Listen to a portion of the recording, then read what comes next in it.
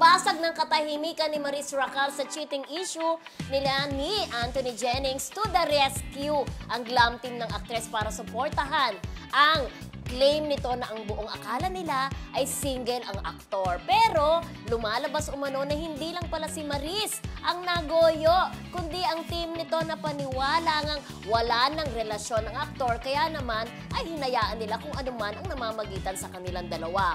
Sa IG post ng celebrity stylist ni Maris na si Adrian Concepcion, sinabi nitong single yan ang pagkakaalam namin lahat. Ang mga detalye ng panloloko at pangangaliwa nalaman lang namin kasabay ng publiko. We have no knowledge, no consent, or have condoned to any wrongdoing, and that is our truth. I empathize and stand with all women who have gone through any form of gaslighting, cheating, and infidelity. That is something I have never enabled and will never approve of.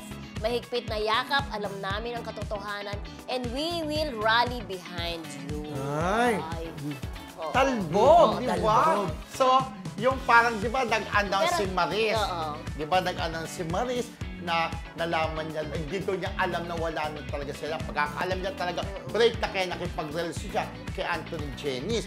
Pero yun nga, pati pala yung glam team's friendship, di ba? Na ganun din ang pagkakaalam sa kanila na talaga wala ng relasyon si Jam at si Anthony. Parang feeling nila, pati sila ay naloko. Oo, pero alam mo parang whether he's saying or not, he's saying the truth or not, para sa akin kasi kawawa din naman si Anthony. Oo naman. Kasi ABS-CBN din siya, parang sana nag-isip din yung glam team, no? Pero ito lang ang aking opinion, ha? Kasi both of them, pinupush as maton, as love team, di ba? Yung sinabi niyang yan, parang pinatunayan niya na nagsisinungaling nga si Anthony.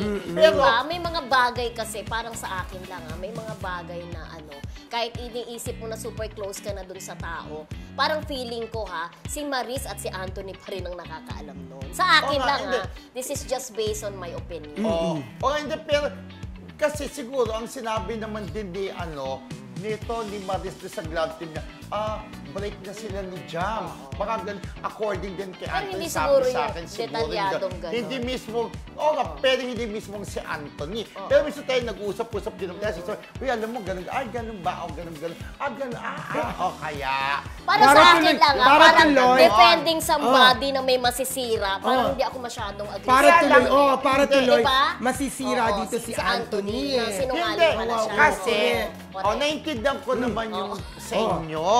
Pero sila, parang kinampihan nila, mas kampi sila nga naman dito kaya, kumbaga, to the rescue sila na pinagtatanggol si Maris na para nakipagrelasyon nga sa, parang yung kaibigan natin dalawa, pinaniwala yung Girlita Amor na hiwalay na sa asawa.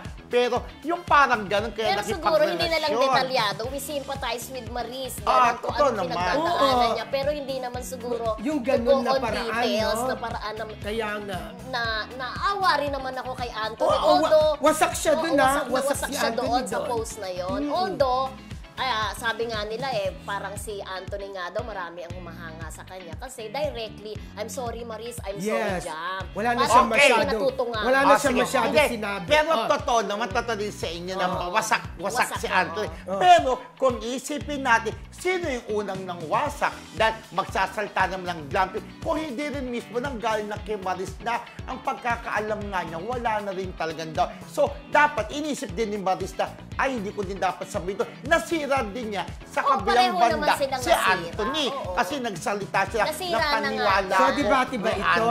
Debate ba ito? Yun nga kasi parang debate na paniwala ko ni Anthony na wala na sila ni Jam. Siyempre, dapat pala, ang ginawa, hindi na lang niya binulgar yun dahil nga nasira na si Anthony sa kabilang banda. Parang ganun, di ba? Okay. Yun. Pero yun nga sana. Pero kung naniniwala ko, yan, lilipas din yan dahil nga pare sa mamahusay ng artista si Maris at si Anthony after ng ganyang mga bruhahan na yan, andyan pa rin ang maton. Lalo na kung andyan pa rin mga supporters. Truly, Lee. Parang Julia lang yan at saka Gerald.